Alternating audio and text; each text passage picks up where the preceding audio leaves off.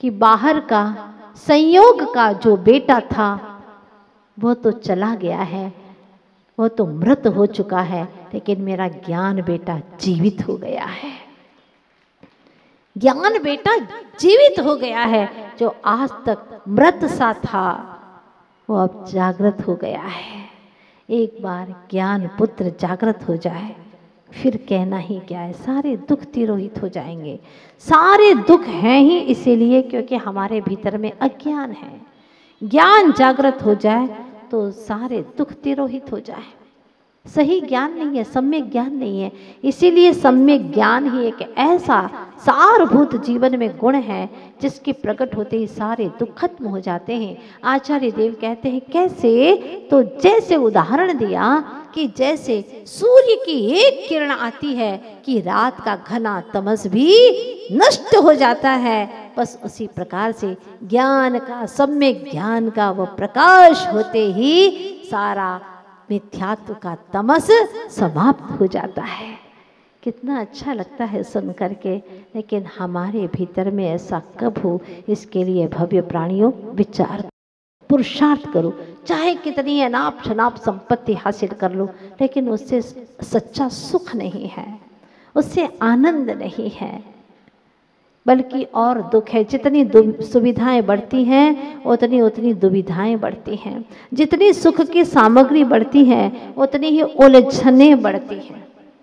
ये बात तो स्वीकारते होंगे ना आप लोग भी। हाँ, सोचो जब बचपन में थे एक छोटा सा मिट्टी का चूल्हा, खिलौने का काम चल जाता था उससे तुम्हारा। छोटे छोटे बर्तन थे खेलने के, उसी से काम चल जाता था। और ऐसे ही कल्पना का घर था, ये तुम्हारा घर या हमारा घर है ना, ऐसे ही बंटवारा कर लेते थे और खेल लेते थे। छोटी सी गुड़िया होती थी, बस उसी में काम चलता था और बड़ा खेल खेल में मनोरंजन हो जाता था। लेकिन जैसे जैसे बड़े हुए अब छोटी गुड़िया से काम न चलेगा, अब बड़ी चाहिए। अब छोटे से मिट्टी के चूल्हे से काम न चलेगा, अब तो बड़ा चूल्हा चाहिए, बड़ा घर चाहिए। छोटे से वह खेल के घर से काम नहीं चलेगा, अब तो बड़ा सारा घर चाहिए। अब छोटी सी गाड़ी से काम नहीं चलेगा, खेल की गाड़ी से नहीं, अब बड़ी गाड़ी चाहिए। हर चीज बड़ी बड़ी चाहिए। क्यों, कभी सोचा आपने? पहले आकांक्षाएं कम थी तो कम से छोटे से काम चल जाता था।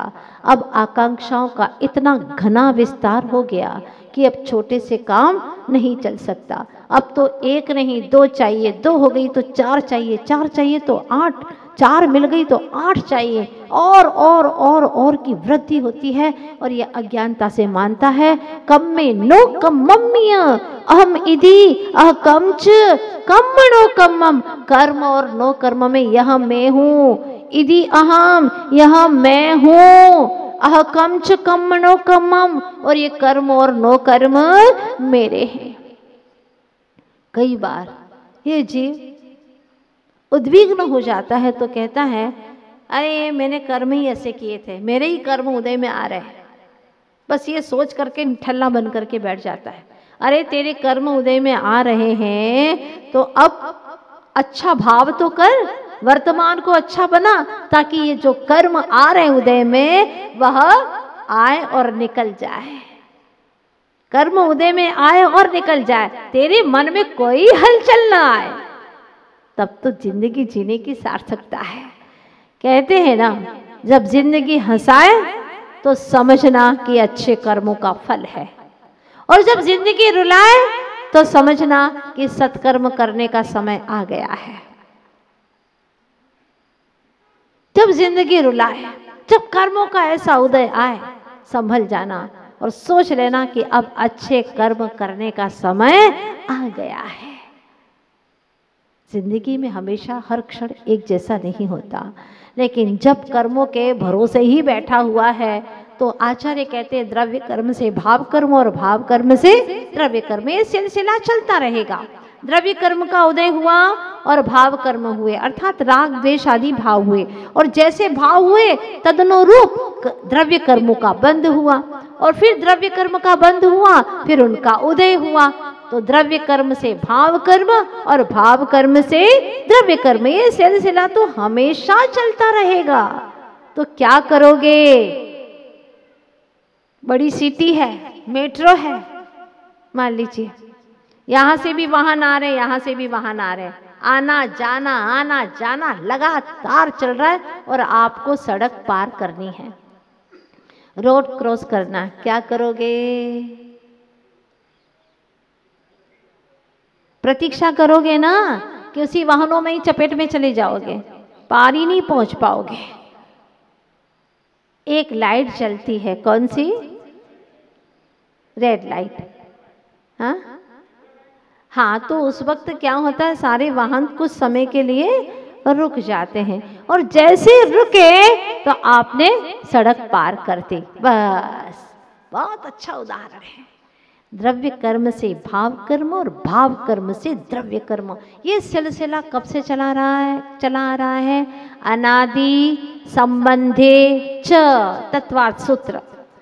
अनादि से इसका संबंध है कि द्रव्य कर्म से भाव कर्म और भाव कर्म से द्रव्य कर्म, ये सिलसिला चला आ रहा है। तो क्या करें, क्या पुरुषार्थ करें? प्रतीक्षा करो थोड़ी सी, प्रभु की भक्ति करो, देव शास्त्र गुरु की आराधना करो, ये समय मिला है। क्या होगा उससे? उससे कर्म की गति धीमी पड़ेगी। जब मंद होंगे तब रास्ता पार कर लेना, रास्ता पार कर लेना, बस यही तरीका है। तीव्रता में पार नहीं कर पाओगे, चपेट में आ जाओगे। हाँ, कोई विशेष योगी हैं वो ही पार कर सकते हैं, मतलब वायुयान से आते रहे वाहन। आजकल ऐसे भी वाहन निकल गए हैं कि धरती पर भी चल सकते हैं और उड़ान भी भर सकते हैं उसी के अंदर। ऐसे पंखे लगे हुए हैं कि उड़ान भरने के लिए भी वह, मान लो बहुत ज़्यादा वाहन चल रहे हैं तो ऊपर से उड़ान करके भी जा सकते हैं। तो कोई विशेष विरले ऐसे होते हैं जो तीव्र कर्मों के उदय में भी अपने अंतरंग के सक्रिय पुरुषार्थ से ऐसा सम्यक पुरुषार्थ करते हैं कि कर्मों को भी धराशायी कर देते हैं। शरीर जल रहा है, ऊपर से आग लगा रहे हैं, गरम गरम आभूषण पहना रहे हैं पांडवों को, लोहे के तपा तपा करके, क्या वेदना होगी।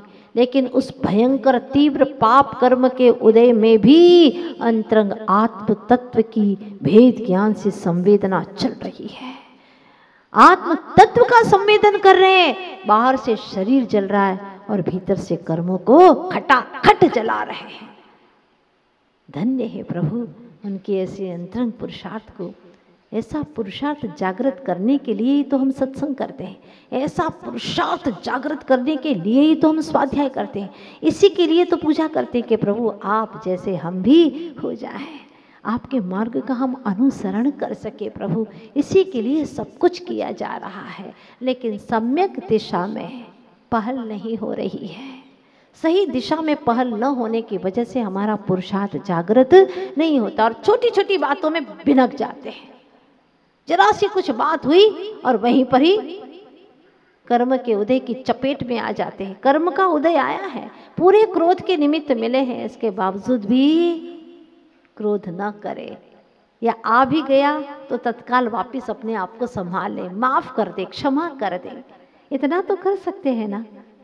चलो आ गया, पुराने संस्कार हैं अनादि के, एकदम नहीं समेट सकते अपने आप को, तो आ भी गया तो समय सार को याद कर लीजिए। कम्मेनो कम्म्य अहमिदियः कंच कम्मनो कम्मं जाये सा खलु बुद्धि अपरिबुद्धो हवदिताव। जब तक मैं इन कर्म नो कर्म की चपेट में हूँ, ये मैं हूँ, ये मेरे हैं, ये करता रहूँगा, सोचता रहूँगा, तो मैं अप्रतिबुद्ध हूँ। अप्रतिबुद्ध मतलब अज्ञानी, मूढ़, पागल, जो कह दो सो कह दो।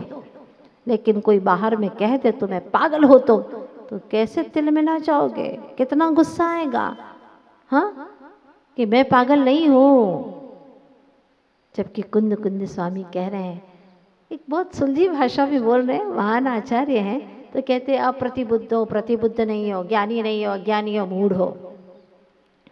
अब समझ लेना, जो अपने आप को नहीं जानता है और पर को अपना मानता है, उसे क्या कहा है? अप्रतिबुद्ध कहा है। प्रतिबुद्ध नहीं है वह। और ये भ्रम हो रहा है, हमें आज का नहीं है, अनादि का भ्रम हो रहा है। 4 विषयों में भ्रम है। मैं क्या हूँ, मेरा क्या है, मैं क्या भोगता हूँ और मैं क्या करता हूँ। ये 4 चीजें हैं, दिन भर में हमारे जीवन में यही आती है। मैं क्या हूँ, मेरा क्या है, मैं क्या हूँ, ये असल में जानते नहीं है। मूल में बहुत बड़ी भूल है। क्या जानते हैं? मैं क्या हूँ। बोलो, हर वाक्य की शुरुआत आपकी मैं से होती है ना। मैं आ रही हूँ। अब गौर करो, मैं मीन्स व्हाट, क्या है ये? हु, कौन है वह? क्या समझते हो मैं का अर्थ? ये जो चल फिर रहा है ना, वही तो। हाँ, ये जो नाम है वही तो। इससे हट करके देखो, ये जो चल फिर रहा है उसके भीतर में भी कोई एक तत्व है जो चला रहा है, जिसके निकल जाने पर ये चलता नहीं है, शव हो जाता है। जिसके निकल जाने पर ये बोलता नहीं है, ये सुनता भी नहीं है, ये देखता भी नहीं है। तो ये जो चल रहा है, इसके अंदर जो चलाने का भाव करने वाला तत्व है, वो कौन सा तत्व है? अकेले में थोड़ा सा इसको निहारो, देखो, कोशिश करो उसको देखने की। फुर्सत ही नहीं है, टाइम ही नहीं मिलता माता जी, नहीं है हमारे पास में। वाह, तीर्थंकरों के समय में एक दिन में कितने घंटे होते थे? 24, 25 होते थे क्या? 24 ही होते थे ना। उनके पास समय कहाँ से आया? जितने भी आज तक सिद्ध हुए हैं, सिद्ध भगवंत, उनके पास में समय कहाँ से आया? समय समय के लिए नहीं है तो किसके लिए समय है? समय समय के लिए हो, आत्मा के लिए समय हो, तब तो जीवन की सार्थकता है। वरना समय को खोते जा रहे हो। समय बहुत व्यतीत होता चला जा रहा है। व्यक्ति समय की कमी से नहीं, व्यक्ति समय की कमी से नहीं परेशान हो रहा है, व्यक्ति समय की बर्बादी से बर्बाद हो रहा है। समय की कमी से बर्बाद नहीं हो रहा है कि समय नहीं इसलिए बर्बाद हो रहे, परेशान हो रहे, नहीं नहीं, समय की बर्बादी से परेशान हो रहा है।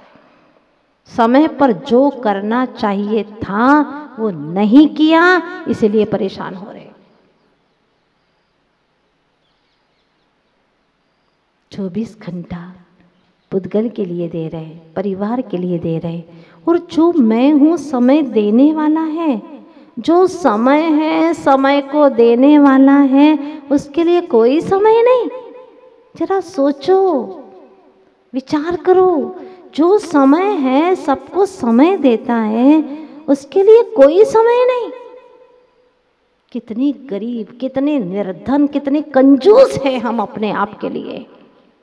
जो समय को समय नहीं दे पाता, अपने लिए कुछ नहीं दे पाता, वो औरों को क्या देगा? भ्रम देगा, भ्रम।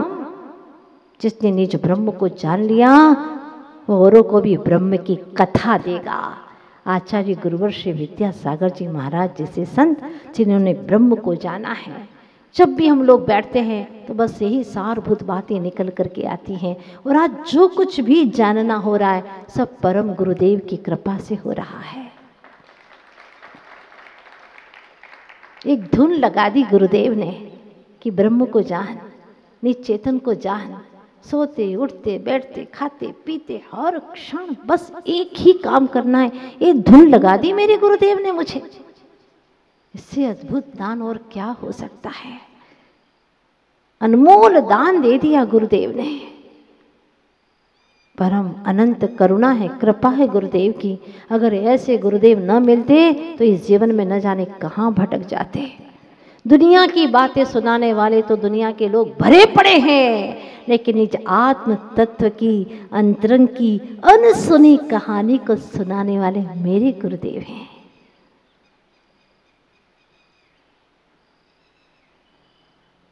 अनंत उपकार है गुरुदेव आपका, जो आपने निज चेतन की कथा श्रवण करने की रुचि जागृत कराई, उसकी अनुभूति का भाव जागृत किया। समय काफ़ी हो गया है, बस यहीं पर विराम लेती हूँ। और जहाँ पर समय के साथ में गुरुदेव आते हैं, जिन्होंने समय तक पहुँचाया है, इसलिए यहीं पर विराम लेते।